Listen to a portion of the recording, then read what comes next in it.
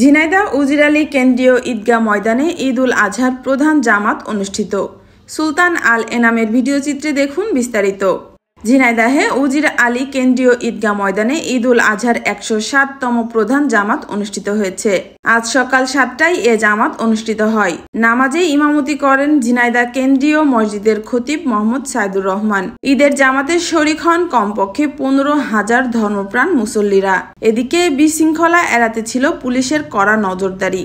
উপস্থিত ছিলেন জেলা প্রশাসক আব্দুল আওয়াল, ঝিনাইদহ জেলা বিএনপি সভাপতি advocate M A Majid, Jhenaidah জেলা বিএনপির সহ সভাপতি ও সদর উপজেলা বিএনপির সভাপতি মুন্সি কামাল আজাদ পান্নু, ঝিনাইদহ জেলা জামায়াতের আমির আলী আজম মোহাম্মদ আবু বকর সহ বিভিন্ন রাজনৈতিক সংগঠনের ব্যক্তিবর্গ। দেশ ও জাতির শান্তি কামনা করে ফিলিস্তিনিদের মুক্তির জন্য বিশেষ মোনাজাত করা হয়। Muskan Rubayet Mira, BJTV news, Jhenaidah.